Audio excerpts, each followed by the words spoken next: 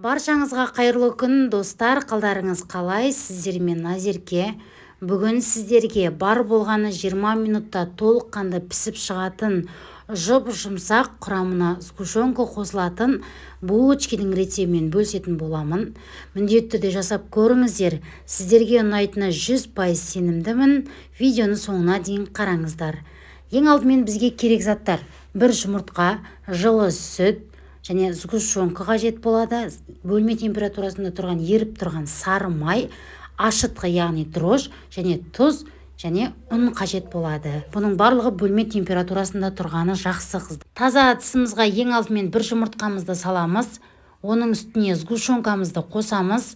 Сгущенканың майлылығы маңызды емес, себебі біз қамыр илейміз. Қандай сгущенка болса да пайдалана берсеңіздер болады. Осы жұмыртқа мен сгущенканы жақсылап тұрып араластырып алыңыздар. Толыққанды араласып, шамамен 5-3 минуттай араласса жеткілікті. Міндетті түрде қыздар, жылы сүт құямыз, үстіне мұздай салқын сүт жарамайды. Жылы сүтімізді құйып, тағы да жақсылап тұрып араластырып жібереміз.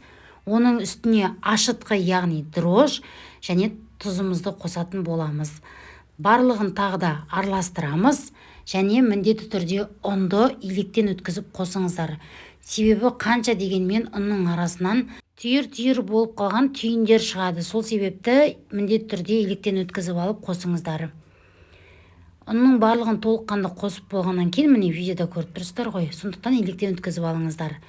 Ұнның барлығын қосқаннан кейін ең алдымен қасықпен жақсылап тұрып араластырып аласыздар. Басы біріккеннен кейін қолмен де араластыруға болады. Міне видеода көріп тұрғандарыңыздай барлығын араластырғаннан кейін бөлме температурасында еріп тұрған сары майымызды қосып, сары майымыз қамырымызға сіңгенше жақсылап тұрып 20 минуттай қамырмен жұмыс жасаймыз. Яғни қолмен ары-бері қамырды илейтін боламыз. Әбден қамырдың иін қандырыңыздар. Сары майдың барлығын қосып жақсылап тұрып араластырасыздар. Сары май толыққанды бойына сіңгеннен кейін қамыр өзі жұп-жұмсақ, қолға жабыспайтын болады. Бетін жауып, міндетті түрде жылы жерге шамамен 30-45 минутқа қойып қойсаңыздар болады. Біздің қамырымыз видеода көріп тұрғандарыңыздай өте биік болып, жақсылап тұрып көтерілуі керек. Содан кейін барып ыдысымыздан алып, бөліктерге бөлеміз. Ыдыстан алмай тұрған кезде бір қайтарып алыңыздар. Мінекей видеодағыдай бөліктерге бөліп алыңыздар. Таразының көмегімен де барлығының грамын бірдей ғып бөлсеңіздер болады. Мен бұл жерде көз мөлшермен барлығын бөліп шықтым. Барлығын осы бөліп алғаннан кейін видеода көріп тұрғандарыңыздай ішіне қарай қайырып ауасын шығаратын боламыз. Ал дайын болған қамырымызды оқтаудың көмегімен жаятын боламыз. Ешқандай ұн пайдаланбаймыз. Қыздар, ұнның керегі жоқ, ол жабыспайды. Сәл ғана жабысып жатса да еш нәрсе қылмайды.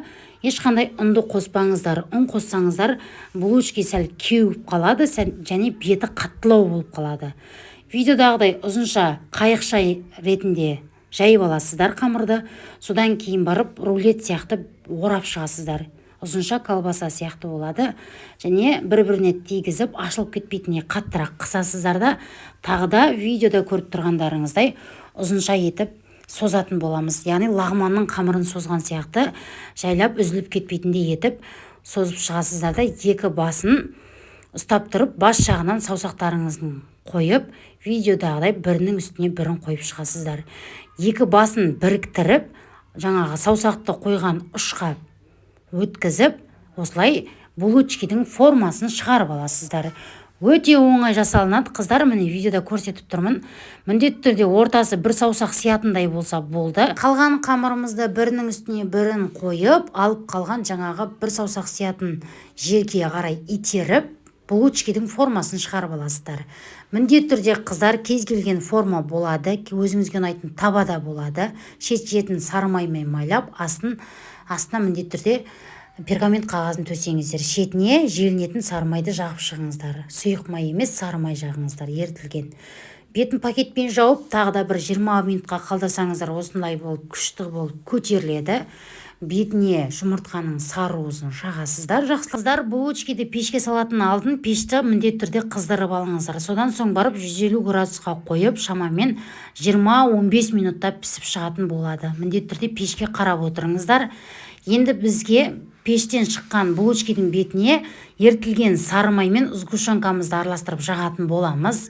Міне қазір ғана пештен шыққан ыстық булочкидің үстіне жағасыздар. Желінетін сары май мен сгущенканы араластырасыздар. Сары май міндетті түрде бөлме температурасында болғаны жақсы. Осылай ыстық күйінде булочкидің бетіне жақсаңыздар, әдемі түс береді және дәмі де кіретін болады. Мінекей жұмсақ болып шығады, формадан өте оңай алынады.